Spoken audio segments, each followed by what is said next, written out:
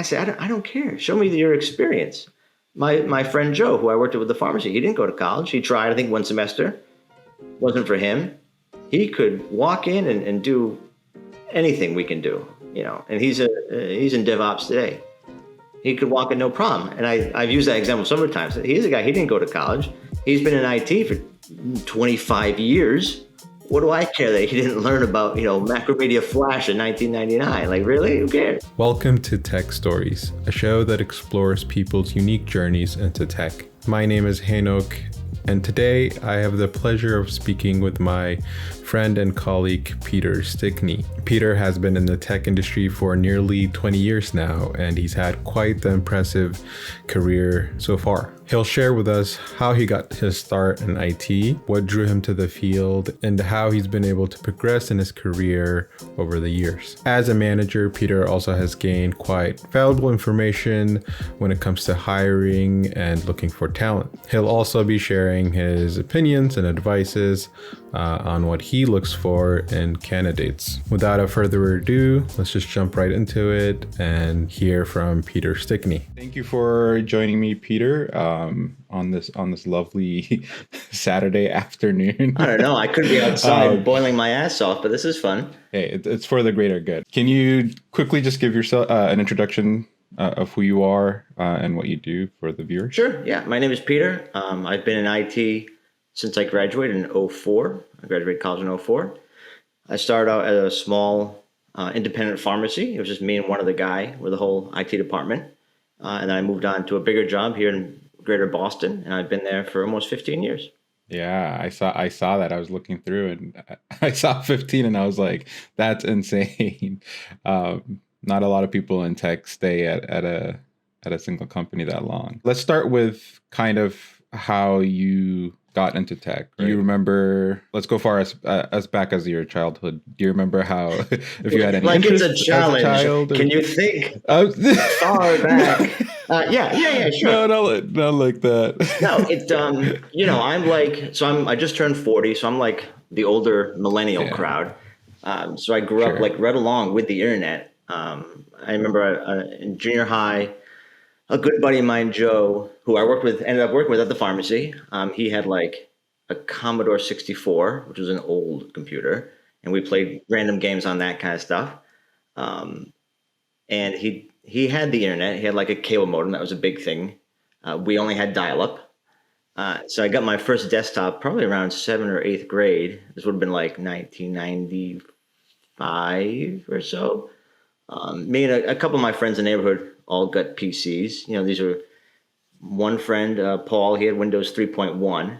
That was a Packard Bell. I had an HP, and it was probably, I don't remember the exact specs. Either I had an Intel 75 megahertz, 75 megahertz, or I had a 486, 100 megahertz. And one of us, somebody had 4 megs of RAM. I had 8 megs of RAM, maybe 8 megs of RAM. I know it's I'm like absurd. Listening to what you're saying, and I'm like, 8 megs. No, that's insane. I bet it cost $1,500 or something. I used to have an ad of a very similar computer from that time. And the internet was very new. I remember we had AOL. It was instant messaging, the chatting, and all that. What were you doing on your first ever computer? What kind of stuff were you doing on that? Windows 95. We replayed Command and Conquer Red Alert. That was one of our favorite games we used to play. Okay. I think, he shakes his head. Oh, you poor bastard. I was like, I have no idea. Real-time strategy. It was basically war. You're playing war. Which, in retrospect, like, you would play 3 or 4 people at a time, all online, on like a 14.4 kilobit per second modem. My God. And, you'd spend a while building your troops, building things like that. And then your mom picks up the phone. You're like, Ma, put the phone down.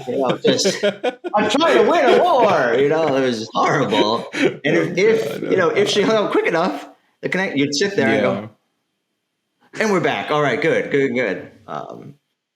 So that game was pretty popular. Duke Nukem 3D. I remember Joe gave me Duke Nukem on maybe 6 3.5-inch floppy disks zipped together. Okay. And I remember, the early internet. I remember that might have been, was that junior high? Yeah, I seem to remember like one of the Mars missions. They sent one of the little rovers up there, and like we went on the internet, and you could like download a picture of the surface of Mars. It took 5 minutes, but you could. But, wow, that's pretty cool. So this is my first memory. I probably tooled around with some website stuff or something, building a simple website. Sure. Which I looked as of a few years ago, there were still remnants of that out there on an AOL server somewhere. Meaning like the website I created in like 1996 on AOL.com. No way. There were like 4 broken links to JPEGs somewhere on some server. I'm like, wow, I should try to find it. So this was high school time, right? This was junior high. Like This is junior high. Junior high. It was like seventh and 8th grade. Oh, wow. And then in high school, I went to there was a vocational school attached to the public high school, Cranston West in Cranston, Rhode Island. Go Falcons. My high school's mascot was Falcons. There you go. Well. Sweet. Look at us. Go Falcon brethren. Yeah, I know. Oh, I don't sound Falcon. I'm cutting that out. So that was high school was 9 through 12, and the vocational school was 10 through 12, and they had a program called Computer Tech, which in retrospect was basically IT. The program, it went through a bunch of different teachers as a whole thing, but we're a good crew. I remember, I think it was like CVS, which was headquartered in Rhode Island, donated a bunch of old computers to us. And I do remember having like a big giant book of like how to Red Hat. And we had, I don't know how many floppy drives to install Red Hat Linux on a machine. We tried that, got it networked, something like that. I don't remember exactly what. Yeah. So I was. This is part of a class kind of thing. Yeah. The projects. Yeah. Courses. I'm trying to think of what we learned. Probably some sort of Visual Basic or something, I guess. I can't. Oh, maybe Macromedia Flash or something. Honestly, that has been a while. I don't remember exactly what we learned, and we learned a bunch of different things throughout the years. How come you decided to take it? How come? Did you have to do the vocational side of it? No. That was completely optional. No, I think because at that point I'd already had a computer for a couple of years. My friends had computers, and I saw this was a thing. I said, I like computers. I'll just do that. So I did. I was also doing this, what do you call it, like an academic program called Future Problem Solvers, which I had started also in junior high, which really goes, I think, I've always said IT is like basically problem solving. And this academic, it was a competition thing. You had a small team, 3 or 4 people, and they gave you like a 1-page scenario. There's a hunger crisis somewhere in the near future, and you have to identify 20 problems, 20 solutions, and an underlying problem and an underlying solution. Okay. So I really credit that kind of thinking, forcing you to think like that, with my my passion or my love of computers into IT. That, and I was not good at math, so computer science was out the door. I think a lot of people think you'd have to be good at math to be in IT. Well, it's to a degree. But when I was in high school, IT was not a very common course of study at college. The guidance counselor's like, oh, you like computers? You can be, you go in their book. I looked in a book to find computer majors, computer science. I'm like, oh, okay. It has a Calc 3, Calc 4, Calc 8. I'm like, I didn't know there was a Calc 8. I can't keep my head above water in pre-calc. What the hell? Fair enough. Yeah. No. I've been on the same boat because I think I retook. So I had taken calc in high school, but nothing was retained. So when I got to college, I retook it because I was like, there's no way I'm just going to take the credit from high school. And by senior year, looking for colleges, I was looking in books for IT programs and stuff like that. Stayed mostly in New England. I chose the University of Hartford as a brand new program. We did a lot of cool stuff there. Connecticut, right? Yeah, West Hartford. Okay. Go Hawks. No, that's interesting because not a lot of people have that experience where in high school you get exposed to tech and even computer science, right? Like my school did the same thing where there was a vocational school attached to it. And same thing, like from 10 to 12 is I did engineering actually. There was an IT program as well, but I did engineering. And by senior year, and that's how I ended up where we are together now at BBN was through the internship program that was derived from that high school. So I credit a lot of my success so far for that program. And similarly about like talking about problem solving, I think it's because I did engineering, which does a lot of problem solving that like I think that translated a lot more than anything we learned in the actual classes as far as like technical Oh yeah. go. Because, I mean, especially with IT, everything I would have learned in high school is now defunct. Well, I don't know, Flash, That's Flash, fair. Even the HTML has progressed so far. There was none of this, it's the fancy JavaScript stuff, all that stuff that wasn't like responsive kind of. I mean, JavaScript was a thing. Maybe we learned some of it, but very basic stuff, and certainly not these huge frameworks and all that kind of stuff. Sure. So I assume at that point, when you graduated in 2000, right, from high school 2000. And then you started at University of Hartford at 2002, 2004. Am I right in assuming that you were kind of thinking about doing information technology as a degree there? Yeah. Oh, yeah. Or were you going into it with an open mind? No, I picked the school because of the major. I knew, and I think that's an increased rarity of a high school kid leaving high school knowing what they want to study. Yeah, probably for sure. At least half of my friends don't do today what they studied in college. Just completely different fields. So I think I'm lucky in that I knew I liked computers. So I picked the school for that major. And because it was a brand new program, we were able to even make suggestions to the advisor, the dearly departed Dr. John Gray, of a course in, we were looking at the courses and it was like, there's nothing really, it says sysadmin, but there's nothing sysadmin-y. Like, I want to build a network. I want to build a bunch of computers and hook them together, make them do something. He happened to know a student of his who ran his own ISP in the Hartford area. So that guy came in and taught us that class. So that was fun. And I assume at that point you knew enough about IT to know that like you needed more than what they were teaching. Yeah, pretty much. They had a good foundation, but me and a few students were like, well, where do we sink our teeth into? We took some CS courses in like C++. I think there was a web one. I don't remember anymore, but there was definitely a lack of that specific skill set. We're like, can we get this? And we did. So do you remember anything that was very impactful in your college days? Whether like a course or a person that it probably was that course, to be honest with you. The ISB guy. Yeah. I think his name was Andrew something. It's probably one of the only courses I remember because it was exactly what we do. It was install an OS on something. I think every person had their own computer, obviously, and we all installed Apache or maybe email, and they were all networked together, and then we were sending emails to each other and that kind of thing. We did that with Linux, probably Red Hat, if I had to guess at this point. And then, halfway through the semester, we formatted it all and did it all again with Windows, DNS, DHCP, like the whole thing. And in college, was there did you do any kind of internships? I didn't do any internships. Side projects? I didn't do any internships.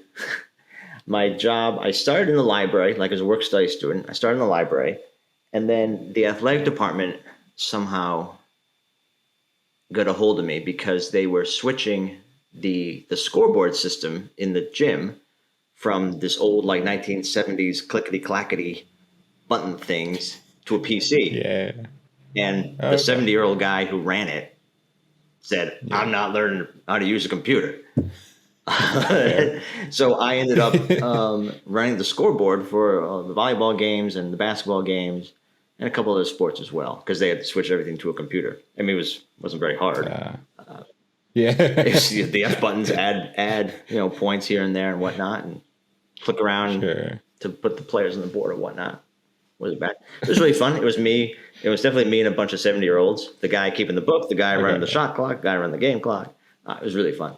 Right. And then our department had our own computer lab. It was a Red Hat based lab, where students come in. I think we had an LDAP server, and students come in and can do their work and save files, that kind of stuff. So I helped build and maintain that the time I was there. Oh, yeah. Cool. 4 years later, you graduated, and it seems like right away you started at the pharmaceutical you were talking about earlier. Yeah. Is that correct? Yeah. I forgot about this whole other experience. In college, I lived with a friend of mine from high school, Justin, who was a graphic designer. And he had a kind of a side hustle of making websites.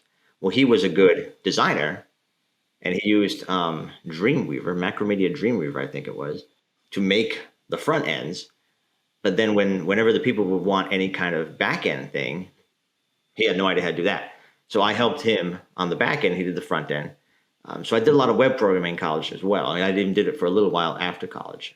I remember buying the PHP, I think it was Rocks Press, like a PHP book, like an 800-page book. I just read the thing front to cover. So I was doing a bit of web programming, which involved some of that JavaScript stuff too, I guess. Okay. So by the end of college. And that was the college you said? Yeah, so that was all kind of throughout college. So by the end of college, I was like, well, I kind of know PHP pretty well. Maybe I could be a web developer. I applied for a couple of jobs. I didn't get them. But my friend, like I said, my friend Joe, his uncle owned a small pharmacy that had a retail pharmacy and a long-term care pharmacy that would provide drugs to nursing homes and home infusion care where they would send nurses out to give people drugs. So it was about 100-person company probably. And me and Joe ran everything. They had, email server, application servers. Everyone had a desktop. All the machines that dispensed drugs ran on computers that ran software. So it was actually, you wouldn't think of it, but it was a lot of random stuff for just the two of us. So it was a good learning experience. It was just the two of you? That's it. Managing the whole thing? Joe had been there for... Was it Joe had been there for a year or two before me. And I think before that they had some consultants maybe. And from what I understand, we had a little network closet, a little server room. And there was 2 computers, ran the whole company. Email, file, print, domain server, all of that. And then there was one server dedicated to the drug software that ran the retail pharmacy that kept track of all the drugs. So that was it. And by the time we left, we had actually separated services out, so not everything was on one computer. And we did that with Server 2003 and a bunch of Slackware Linux. I'm still baffled by the fact there was just 2 of you running the whole thing. Small company USA. Yeah, but still, I think 100 people still would translate to quite a bit of it was a lot infrastructure, of right? Yeah. And it's not it was in the 2000s, so it's not the computers were normal now. It was a thing. It wasn't and we didn't. Maybe we were young and foolish, but we didn't buy Dells. Oh no, we bought all the parts in Newegg and built all our own PCs. You built it yourself? Yeah, dude. Wait, are you serious? We had a parts you weren't everything. You're not even dealing no warranty, no vendor kind of thing. I don't need that. What do you need that for? Warranty. Wow. I got extra hard drives. The contrast. I mean, I remember when I started here at BBN, as an intern, and I was doing desktop support. I would give it maybe 30 minutes of an hour troubleshooting some hardware problem, and if I couldn't figure it out, it was just call Dell and be like, hey, this isn't working, and they'd send a part, replace, and we're done. Yeah, no, I don't know. How would you say that first year was compared to, at this point you've had experience from school, from your own projects and messing around with, but once you got to an actual workplace where, business depended on you, how was that transition, and how was it hard? Do you remember? No, I don't think so. I remember the big change coming out of college was 9 to 5. That's it. I can go home and I don't have to do any more work when I go home because I'm done. Yeah. That was right. Because in school, you're never done. Right. And sure. Yeah. You got homework and projects. Yeah. And, for the listeners at home, I was always last minute. I do everything last minute. So I never did homework early. I was always doing it 5 minutes till it was due. I assume that's how everyone did it. I guess not. That's how everybody did it. But so, there was that whole you're constantly thinking about the schoolwork and you had to do the schoolwork and it's due on Monday or work over the weekend. But in the, the real world, there's sometimes, it depends on the job, obviously, if you're on call or mission critical stuff. But this was a 9-to-5 business. So it's, there wasn't people working on the weekends or at night or whatever. Right. Occasionally, rarely, there would be an emergency situation where a nurse would have to go in and get some medicine, and if something wasn't working, they would have to call us. But that wasn't too often that happened. Sure, but as far as like the tech goes, like, did you just happen to have enough experience at that point that when you walked into that company, you build it. I remember, the majority of people, the office workers, there were a few applications. I don't remember what exactly. I remember, they were dealing with insurance. So they were like having to send insurance information to the insurers through like FTP servers or random applications. So I remember I would probably have to learn how those applications worked to help them with it. I don't remember exactly. Beyond that was like, office email stuff, nothing terribly complicated. And I remember just learning about the stuff as you go, because it was, again, all stuff I had not worked with in school. These were custom applications to this one pharmacy or whatnot. But you learn the stuff in school. I remember, ports, stuff like that, firewall ports and like troubleshooting applications. There's probably a log somewhere, that kind of thing. And, working in the lab at school, there would probably be, it's probably where I honed my troubleshooting stuff. This doesn't work. What are you trying to do? What do you think is going to happen? Has it ever worked? That kind of stuff. So you just take those kind of skills and just apply them to whatever situation you're in. Okay. So you had this experience, just a 2-man team that kind of supported a 100% company. But in 2007, you went from 2 people to probably 30, 40 people, right? Or maybe even more. Oh yeah, like moving to BBN. That was the big leagues. I remember that. This place, my little pharmacy was on a state road in a strip mall, and then you walk over that British Mailwife and like, oh wow, this is a big building, and I distinctly remember talking to HR first, and they had a piece of paper. All right, here's everyone you're going to talk to today. And it was like 6 people, and I said, today? Now? How long am I going to be here? So like you immediately know, like, this is big. This is big business. And I also distinctly remember at the end of the interview, the guy who would be my boss, this guy Bob, he said, I noticed, he had 2 things. He says, I noticed you didn't write down your previous salary.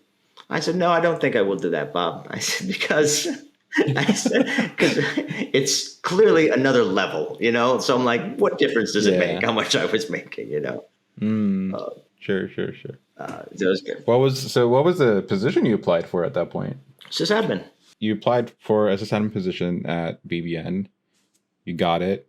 What do you remember about like the first week or the first month and the transition you made? Well, I started in December, so which is usually not a very busy time, I remember. Yeah. And I also, that was back then, that was also when you started the review process. So I remember being there for like 2 weeks and getting all this email about, we have to start your yearly review. And I said to Bob, I've only been here like 8 days. He's, whatever. So we went through some sort of process. And to his credit, in March, he came to me with my review and a $500 raise and a $500 bonus. You're doing a great job, kid. Oh. That's what he said. Yeah. That's awesome. I take it. But so some of the first projects, I'll tell you, one of the first projects I worked on was replacing everyone's CRT monitor with an LCD monitor. They had bought, 40 brand new monitors that were sitting in the box. And he's like, I do not have the time to do this. He goes, go do this. You'll meet everyone. You can introduce yourself to everybody. and you can make their day. Like even giving this them brand new new LCD monitor. fancy 19-inch square monitor. And I mean, the desks at work, these desks are really old, the old ones. I remember lugging off some of these 27-inch monitors these people had and putting this LCD thing on there. And before the CRTs were literally like right here. So I put the monitor down and they would go, it's like an arm's length, and push it to the back of their desk and then go, wow, like I can put my hands on my desk.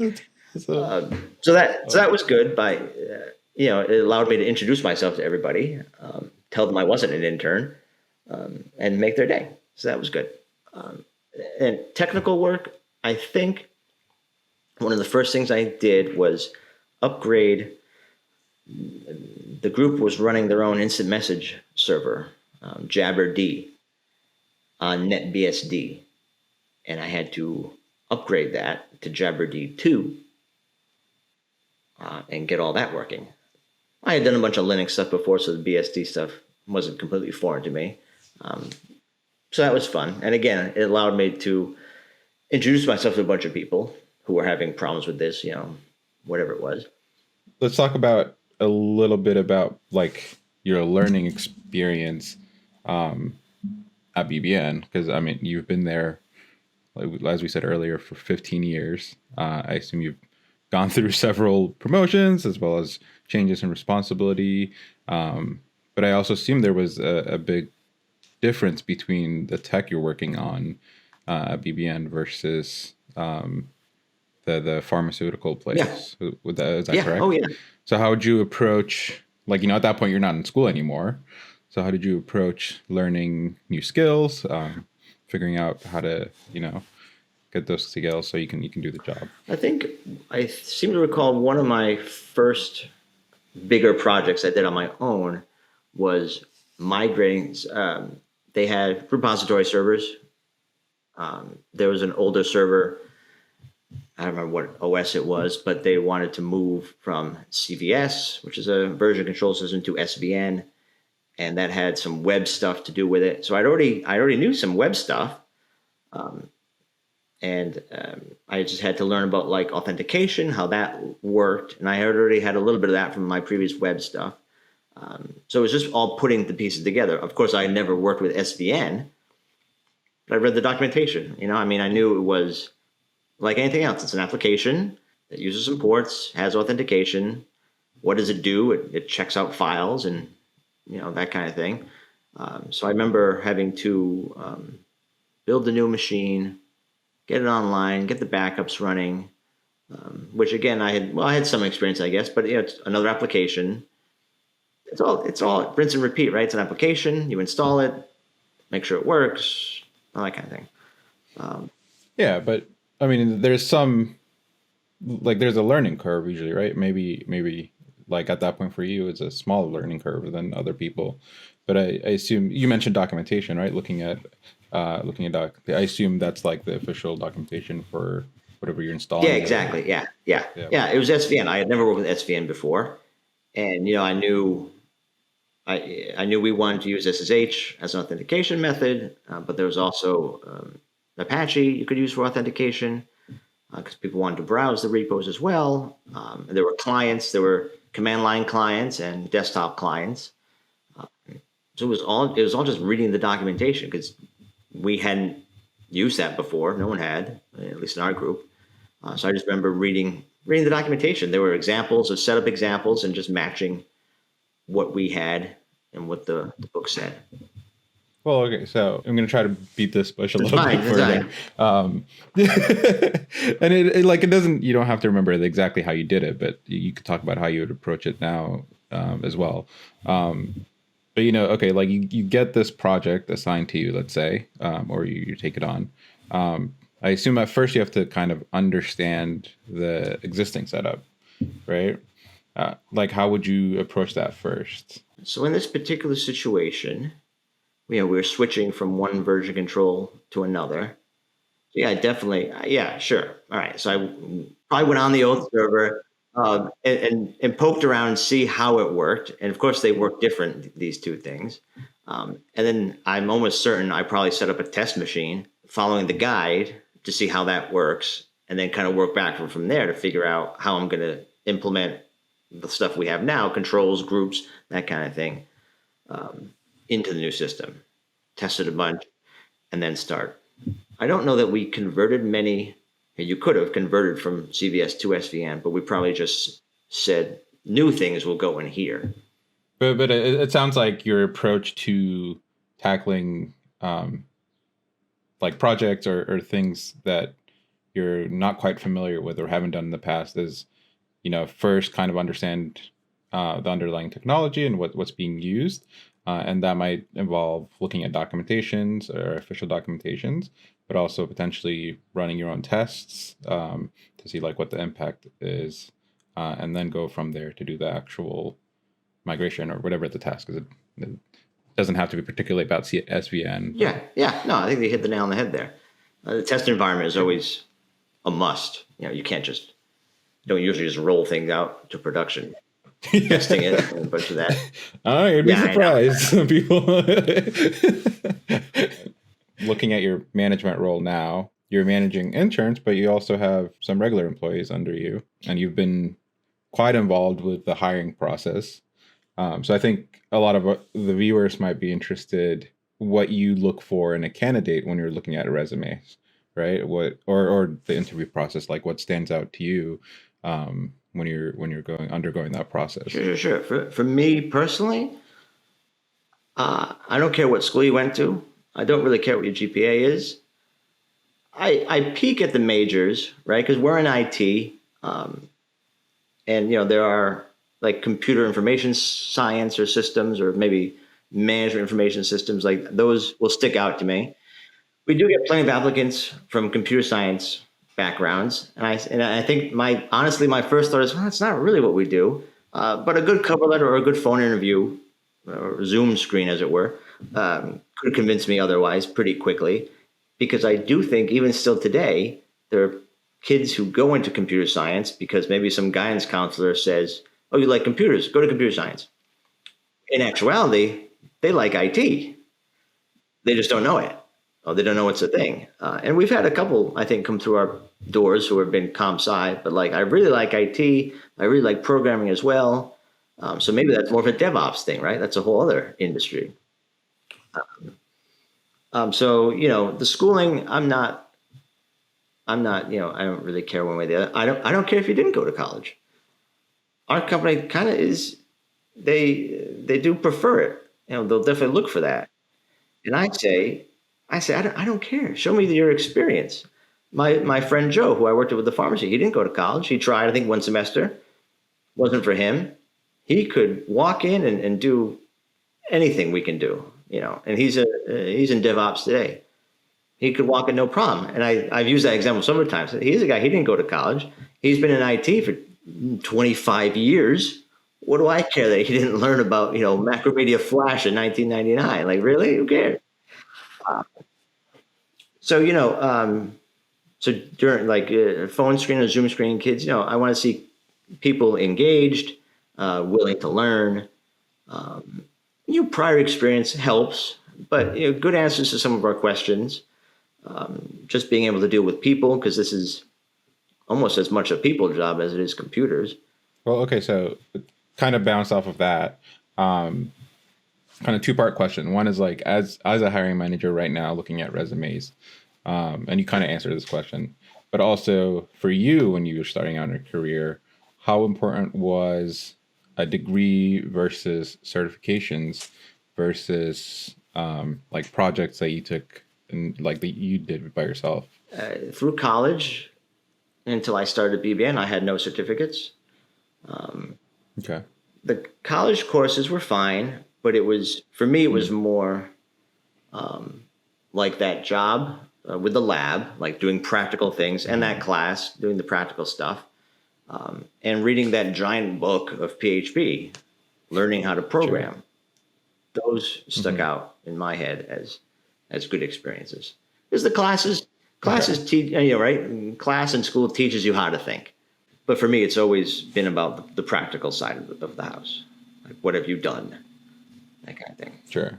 kind of talking about people trying to get into the career, right? For you, like knowing, kind of asked you this earlier, but if knowing what you know now, if you had to start your career all over again, how would you approach getting into tech?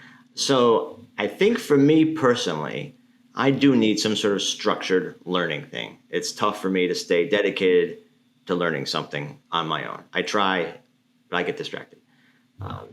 So I don't think a 4-year college is a bad idea, or a community college for that matter. Just get right to the soup to nuts of an IT credit or study or whatnot. And I have seen some resumes come through, and I think we've looked at some of these programs. Google has some stuff. I'm sure Amazon has some stuff where they are video guided courses and stuff like that. So maybe I would do that. But I do need some structured learning from someone else telling me what to do. Reading a book is okay, but I need the practical stuff. I need to be able to type something and somewhere to do that. But I do think today what we didn't have, in the 90s was the whole cloud thing. Man, you could go today and stand up a whole network on Amazon, and if you want to learn about you could do a whole email server, web server, DHCP. You can put all that online in like minutes. Yeah, and that's a whole world out there, and it's a whole ecosystem. Yeah, I mean, we could even argue like to be a sysadmin, you kind of need to know a bit of the cloud now, right? I think we're kind of unique in the sense that we don't have much on the cloud. But a lot of companies now, their infrastructure is on the cloud. So like, okay. And then how would you approach like the extra meat of it, right? Like I assume, let's say you learn a bunch of things, but might not be enough to get that sysadmin job or whatever. What else would you do as far as, learning or building skills or building, taking on a project? What kind of things would those look like? My first gut was try to think of something to do. Think of a project, stand up a web server, whatever. And then decide how you want to do that. The cloud virtualization, I mean, if you had an extra server in your bedroom and you put VMware on it, fine. Or, if you say, I want to learn Amazon, I want to learn Google, I want to learn Microsoft. All of those people have courses out there, between like Coursera, edX, there's all a bunch of learning resources if you want to learn that one particular technology.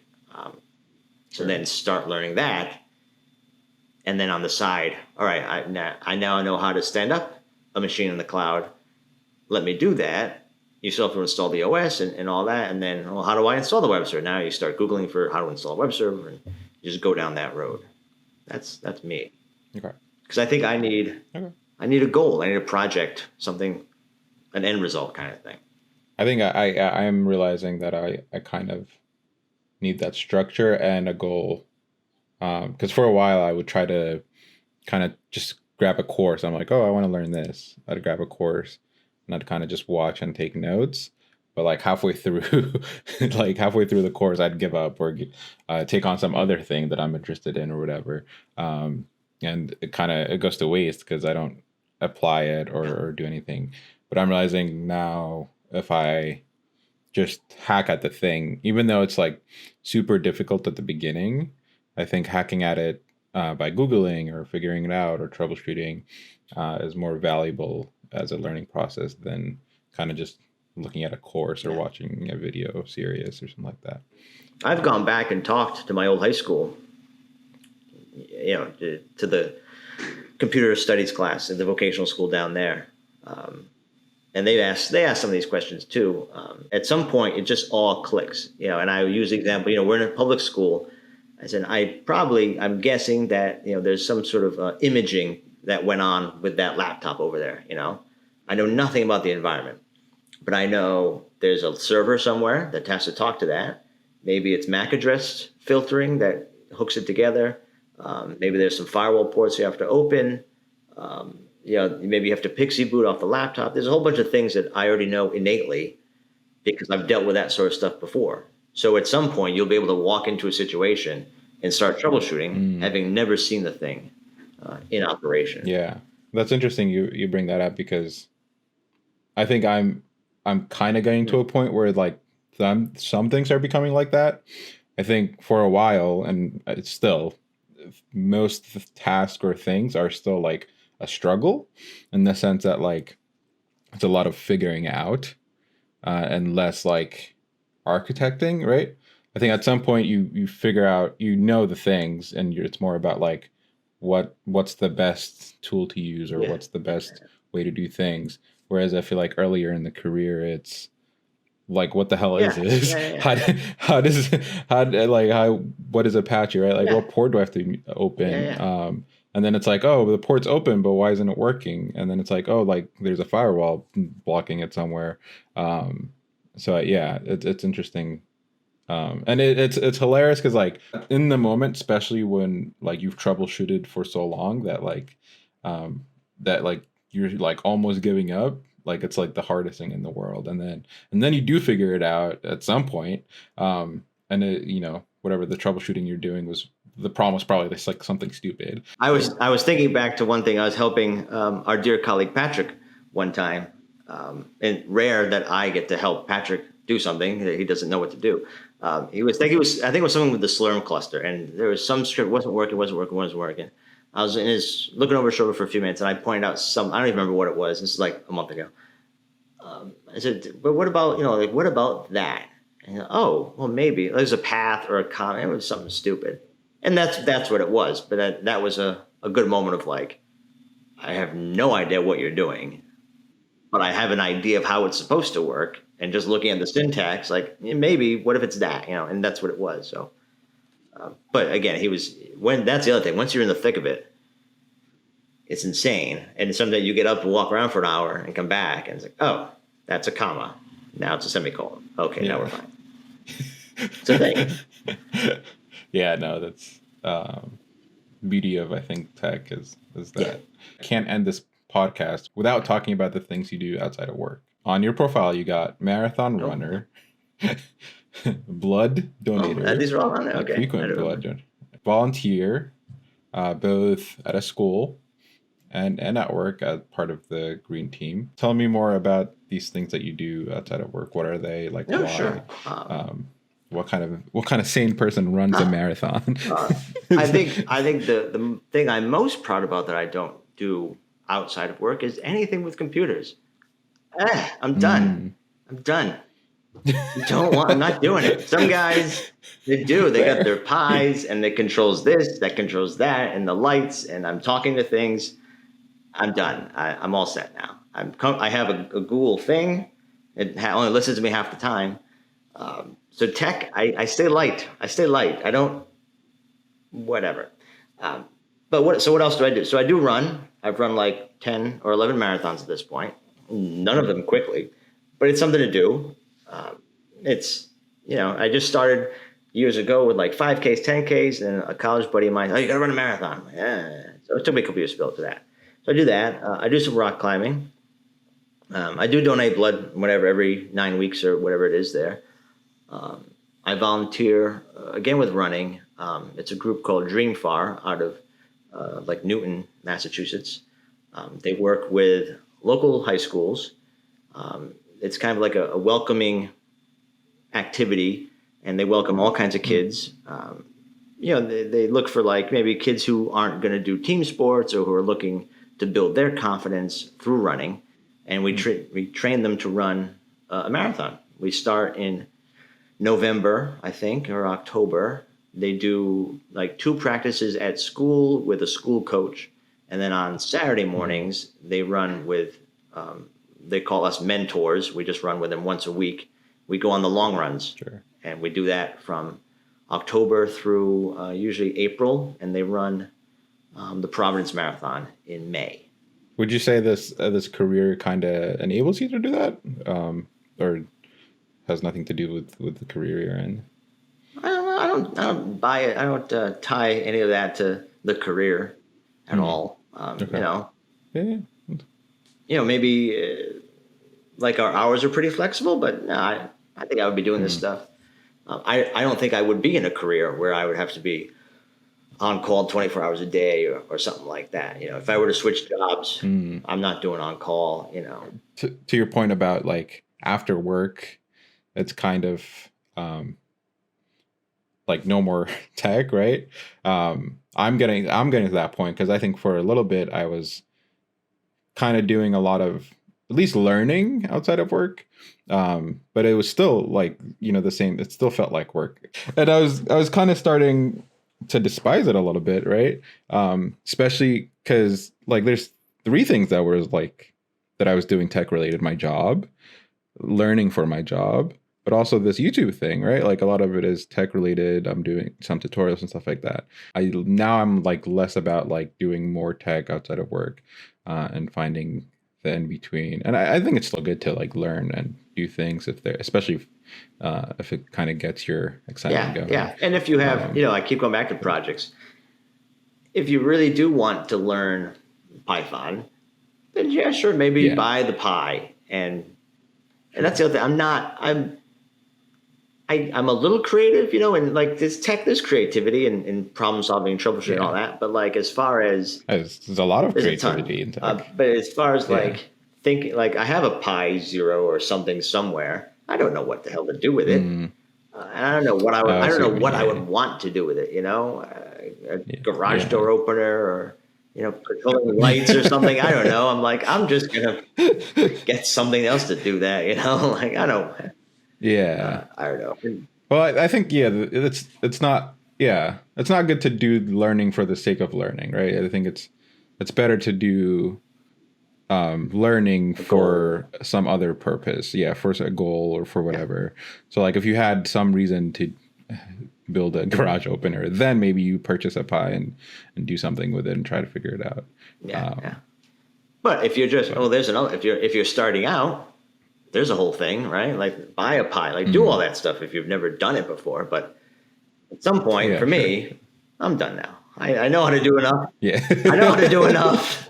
And, I got maybe set. Another 10 years, maybe, and then we can just stop all of it, and I'll move. Have a conversation from a small island somewhere. All right, I think that's all the questions I had for you. Is there anything you want to? Any last words or any shout outs? Shout outs? I don't know. Shout out to Westwood Studios, creator of Command and Conquer series. It's a great series, guys. Oh God. Okay. Don't know. That's about it. Thank you. Thank you so much, Pete. All right, I'll see you Monday, I guess. See you Monday, Hank.